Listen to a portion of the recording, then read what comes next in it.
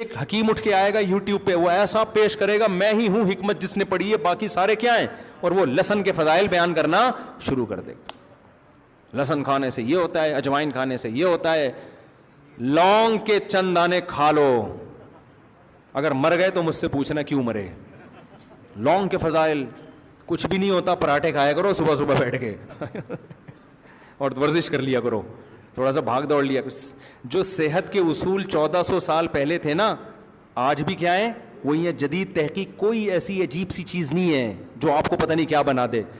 دیکھو انسان جدید ہے یا قدیم ہے, تو قدیم میں جدید تحقیق کہاں سے چلے گی. ہر یوٹیوبر نے جدید تحقیق کے نام پہ الو بنایا ہوا ہے بیٹھ کے. ابے انسان تو ہزاروں سال پرانا جو آدم کے دور کا تھا وہی آج ہے. تو وہی جو پہلے صحت کے اصول تھے آج بھی کیا ہیں وہی. ہاں اتنا ضرور جدید تحقیق سے فائدہ ہوتا ہے, کچھ خوراکیں ایسی آ گئی ہیں جن میں انسان نے بڑی مصنوعی تبدیلیاں کی ہیں, وہ جدید تحقیق سے پتہ چل جائے گا یہ 2 نمبر ہے. جیسے گندم جو آج کی آ رہی ہے وہ جدید تحقیق بتاتی ہے یہ وہ والی گندم نہیں ہے جو آپ کے نانا نے کھائی ہے, جس کو کھا کے ہمارے نانا 99 سال تک زندہ رہے تھے. وہ تو یہی کھاتے تھے نا, لیکن وہ زیادہ عرصہ انہوں نے وہ کھائی ہے, آخر میں آ کے یہ کھائی ہے. اگر یہ نہ کھاتے ہو سکتا ہے 199 میں جاتے. تو جدید تحقیق سے تھوڑی بہت جو جدید چیزیں ہیں وہ تو پتہ چل جائیں گی میرے بھائی. باقی صحت کے اصول جو 1400 سال پہلے تھے آج بھی وہی ہیں. اور ہمارے پاس تو اسلام ہے یار, صحابہ کی صحتیں, نبی کی صحتیں, جو ان کی طریقے ہیں. ہاں جدید تحقیق سے علاج کے طریقے بہرحال جدید دریافت ہوئے. میڈیکل سائنس میں جدید تحقیق سے فائدہ اٹھائیں گے کہ بھائی کینسر کا علاج آ گیا. پہلے یہ ریڈیو تھراپی نہیں تھی, کیمو تھراپی نہیں تھی, کینسر کا مریض مر جاتا تھا. اب یہ کہ ریڈیو تھراپی ہے, اور کینسر کے اتنے پیشنٹ بھی نہیں ہوتے تھے کیونکہ قدیم طریقے سے زندگی گزارتے تھے لوگ. لیکن بہرحال علاج میں سائنس نے ترقی کی ہے بہت زیادہ, تو علاج میں تو ٹھیک ہے. لیکن نارمل لائف میں آپ جدید تحقیق کے بجائے قدیم پہ ہی چلو تو میرے خیال ہے زیادہ بہتر ہے آپ کو. ڈاکٹروں کی اپنی صحت دیکھ لو یار, کوئی خاندانی صحت ہے سوائے چند ایک ڈاکٹروں کے؟ زیادہ تر تو وہی جتنے میں ہم مر رہے ہیں اتنے میں ڈاکٹر بھی مر رہے ہیں. حکیموں کی میں نے دیکھے 99 سال 100 سال. میں مانتا ہوں حکیموں میں زیادہ تر فراڈی ہوتے ہیں آج کل, اچھے بھی ہوتے ہیں لیکن زیادہ تر. لیکن کمبخت ہوگا فراڈی, عمر کمبخت کی 100 سال ہوگی, اپنے اوپر فراڈ نہیں کر رہا ہوگا وہ. میں نے ڈاکٹر 100 سال کے نہیں دیکھے, حکیم دیکھے ہیں. حالانکہ جدید تحقیق کس کے پاس ہے ڈاکٹر. وجہ کیا ہے؟ یہ نہیں کہ حکیموں کی تحقیق زبردست ہوتی ہے, نا نا نا نا نا. حکیم کیا کر رہا ہوتا ہے, وہ پرانے جو صحت کے بنیادی اصول ہیں ان پہ زندگی گزار رہا ہوتا ہے. اس کے بعد بہت زیادہ کوئی جدید تحقیق ہوتی نہیں ہے. وہ رات کو جلدی سو جائے گا, صبح جلدی اٹھ جائے گا, فجر کی نماز پڑھے گا, واکنگ کرے گا یا جاگنگ کرے گا.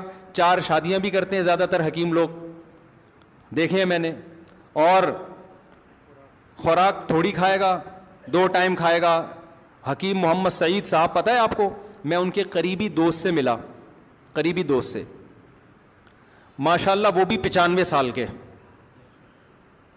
تو میں نے کہا, اور بڑے صحت مند باتیں کر رہے ہیں. میں نے کہا حضرت 90 یا 95 کے تھے. میں نے کہا اس عمر میں آپ کی ماشاءاللہ ایسی صحت. انہوں نے کہا میری حکیم سعید صاحب سے بچپن سے دوستی تھی. کہہ رہے ہیں حکیم سعید. میں نے کہا حکیم, اچھا حکیم سعید صاحب کی جو ایسی خاندانی صحت تھی کہ آپ کو ان کے میں حالات بتاؤں آپ بولو گے شاید میں غلط بول رہا ہوں. وہ اس بڑھاپے میں 2 گھنٹے لانگ ٹینس کھیلتے تھے. 78 یا 78 میرا خیال ہے. وہ تو شہید کر دیا ان کو. وہ کیا تھا, قدیم تحقیق پہ ہی چل رہے تھے وہ. 2 ٹائم کھانا, چائے. کہتے ہیں حکیم سعید رحمۃ اللہ علیہ فرمایا کرتے تھے مجھے چائے کا ذائقہ نہیں پتہ کیسی ہوتی ہے, اور ہماری ہر تھوڑی دیر میں دماغ کھوپڑی کو سیٹنگ کرنے کے لیے ہمیں کیا چاہیے, چائے چاہیے. اس میں چینی الگ جا رہی ہے, کیفین الگ جا رہی ہے, اور یہ جو دودھ ہے جو گائے کا نہیں ہے. رپورٹ ہے کہ گائے کا ہے, لیکن جب گہرائی میں گھسو گے تو گوالے کا زیادہ ہے, گائے کا اس میں کم ہے. اور ڈبے کے اور پتہ نہیں کیا کیا کیمیکل. وہ کہتے ہیں مجھے چائے کا ذائقہ نہیں پتا کہ کیسا ہے. حکیم سعید رحمۃ اللہ علیہ کی بات کر رہا ہوں میں. ایسی خاندانی صحت ماشاءاللہ. کیا تھا کہ مغرب سے پہلے رات کا کھانا کھا لیا کرتے تھے.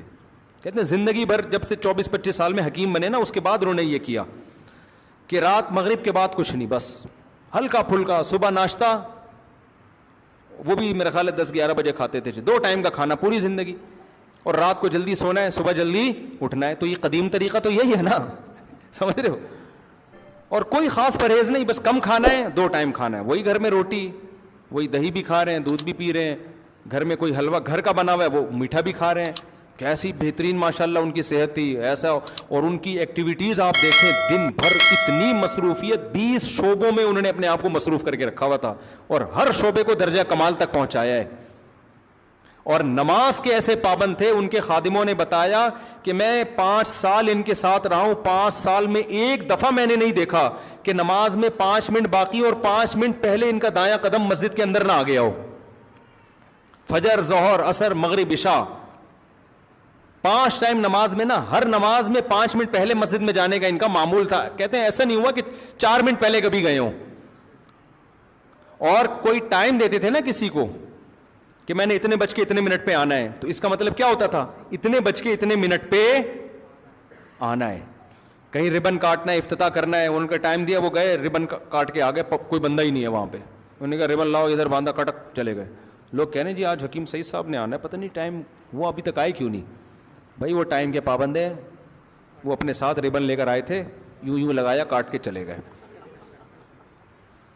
گوگل میپ نہیں تھا اس زمانے میں, تو وہ ٹائم کی پابندی ایسے کرتے تھے کہ کہیں ایونٹ ہے نا, کل 10 بجے پہنچنا ہے, تو ایک دن پہلے خادم کو بھیجا کہ وہ جگہ دیکھ کر آؤ, ایڈریس تلاش کر کے آؤ, اور دیکھو کتنا ٹائم لگتا ہے پہنچنے میں, تاکہ کل ہم اسی حساب سے پہنچیں, لیٹ نہ ہو ہم.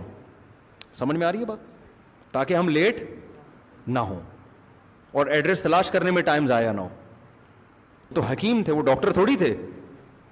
تو اور پھر یہاں انہوں نے دارالعلوم کورنگی کا آڈٹ وہ کیا کرتے تھے, علماء سے بڑا گہرا تعلق تھا ان کا, تو ان کو شہید کر دیا. اتنی بڑی یار, ایک وہ پیپسی اور اس کا آلٹرنیٹ ایک کولڈ ڈرنک نکال رہے تھے کہ ایسا کولڈ ڈرنک مارکیٹ میں لے کر آؤں گا, مزہ کولڈ ڈرنک والا ہوگا لیکن صحت کے لیے نقصان دہ کے بجائے کیا ہوگی, وہ فائدہ مند ہوگی.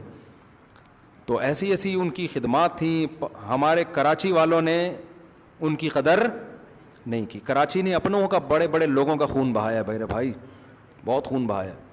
تو اور یونائٹڈ نیشن سے حکمت کو بھی انہوں نے منظور کروایا. یونائٹڈ نیشن نے حکیمی طریقہ علاج پر کو بین کر دیا تھا, اس پہ بھی کیس لڑا, تو ان کا حکیموں پر بھی احسان ہے. لیکن حکیموں کی 2 نمبری آپ دیکھو, اللہ ماشاءاللہ جو میرا بیان سن رہے ہیں ان کے علاوہ کی بات کر رہا ہوں. تو میں جو بات کو سمیٹتا ہوں, یہ بس باقی پرچیاں بعد میں, بہت ٹائم ہو گیا ہے. تو حکیموں کی صحتیں ہم نے بہت اچھی دیکھی ہیں, حالانکہ ترقی میڈیکل سائنس نے کی ہے. وجہ کیا ہے, ٹھیک ہے میڈیکل سائنس نے ترقی, میں مانتا ہوں بھائی, اس میں تو 2 رائے نہیں ہو سکتی. ایسے ایسے علاج دریافت ہو گئے ہیں, بڑے سے بڑی بیماریوں کو بندہ 1 ہفتے میں ٹھیک ہو جاتا ہے, اس میں 2 رائے نہیں ہے. لیکن حکیموں کی صحتیں اچھی اس لیے ہوتی ہیں کہ ان کا لائف اسٹائل نیچرل ہوتا ہے. وہ کچھ زیادہ جدت کے قائل بولو نہیں ہوتے, نیچرل. رات کو جلدی سونا, صبح جلدی اٹھنا, خوش رہنا. ڈاکٹر کو تو ٹینشن اتنی ہوتی ہے کہ آج پیشنٹ ہی نہیں ہے مارکیٹ میں. صحیح ہے نا. اچھا, حکیموں کی بیویاں بھی اکثر دیہاتی ہوتی ہیں, تھوڑا بہت کھلا دو اس پہ بھی راضی. ڈاکٹر نے شادی بھی اتنی اونچے مالدار عورت سے کی ہوئی ہوتی ہے, وہ کہتی ہے مجھے پیشنٹ چاہیے. آج 20 بندے نہیں آئے نا, دہاڑی آپ کی نہیں بنے گی گھر میں, جو میرے خرچے پورے نہیں ہوں گے. ڈاکٹر پھر سگریٹ پی رہا ہوتا ہے بیٹھ کے, اکثر دیکھا ہو, ٹینشن ختم کرنے. حکیم نہیں میں نے دیکھے سگریٹ پیتے ہوئے. اس پہ لکھا ہے کہ کینسر, خود لکھا ہوگا ڈاکٹر نے, کینسر پیدا ہوتا ہے, پھیپھڑوں کے لیے نقصان دہ, لیکن کہتا ہے ہوتا ہے بھی تو ٹینشن پیدا ہو رہی ہے, اس کو تو ختم کروں میں. رات کو 3-3, 4-4 بجے کلینک بند کر کے آ رہے ہو آپ, تو سو گے کس وقت آپ یار. نہ ڈاکٹروں کی زندگی میں ورزش ہے, نہ ڈاکٹروں کی زندگی میں رات کو جلدی سونا ہے, نہ صبح جلدی اٹھنا ہے. بہت سے تو پیتے بھی ہیں, سب نہیں پیتے بھائی, چند ایک لوگ ہیں پیتے بھی ہیں, پڑھا لکھا ہونے کی علامت ہے, ماڈرن آدمی ہے, پیتا ہے. تو یہ جو ہے نا ان کا ایک تھوڑا سا وہ ہے کہ ہم یہ مولویوں کی طرح دقیانوس نہیں ہے, یہ بھی ہے, یہ بھی چلے گا, سب چلے گا. اللہ ماشاء اللہ سب, زیادہ تر ڈاکٹر ایسے نہیں ہوتے میرے بھائی. تو جب پیے بھی رہے ہو, سگریٹیں بھی چل رہی ہیں, اور اتنی ٹینشن بھی آپ لے رہے ہو. ایک ڈاکٹر بیچارے رات کو کلینک بند کر کے آتے تھے, کتے ان کو گھر چھوڑنے آتے تھے بھاگتے ہوئے, اتنی لیٹ نائٹ آتے تھے وہ. تو اتنی ٹینشنوں میں تو میرے بھائی پھر تو کہاں سے عمریں لمبی ہوں گی. وہی ٹینشن آگے پیشنٹ کو بھی پارسل ہو رہی ہوتی. اور ہماری قوم کی حالت یہ ہو گئی ہے, صحت ایک طرف, لیکن ان کو فوری ٹینشن ختم کرنی ہے, چاہے کینسر ہو جائے. سگریٹ پیتے ہیں نا نوجوانوں, میں اکثر چٹکلا سناتا ہوں. ہماری قوم کی حالت یہ ہے کہ ایک آدمی دکان پہ گیا تو اس سگریٹ خریدی, اس کمپنی نے لکھا ہوا تھا خبردار سگریٹ نوشی مردانہ قوت کے لیے نقصان دہ ہے. فوراً اس نے واپس کی, بولا بھائی وہ کینسر والی دے دے تو. اس کو مردانہ کمزوری برداشت نہیں ہے, کینسر کیا ہے, ابے یہ نہیں مجھے کینسر والی دے دے. وجہ کیا ہے کہ یار تھوڑے دن جئیں گے عزت کے ساتھ, کینسر سے مر جائے نا. میرے بھائی پہلے تو زندگی ہے اللہ کے بندو. تو میں اس لیے کہتا ہوں ڈاکٹروں سے اور حکومت سے کہ اگر تم سگریٹ لوگوں سے چھڑوانا چاہتے ہو تو یہ مت لکھو یہ کینسر پیدا کرتی ہے, یہ لنگس کو تباہ کرتی ہے, پھیپھڑوں کا بیڑا غرق کرتی ہے. قوم کہتی ہے بیڑا غرق ہو جائے, گردے خراب ہو جائیں, پھیپھڑے خراب ہو جائیں, مر جائیں, اس پہ یہ لکھ دو کہ خبردار سگریٹ نوشی مردانہ قوت کے لیے کیا ہے. پھر دیکھو کوئی بھی نہیں خریدے گا, کوئی بھی نہیں خریدے گا. جس کو چورن بیچنا ہوتا ہے اس نام سے بیچ. بہت ٹائم ہو گیا میرا خیال ہے. اللہ تعالیٰ سمجھنے کی عمل کی توفیق عطا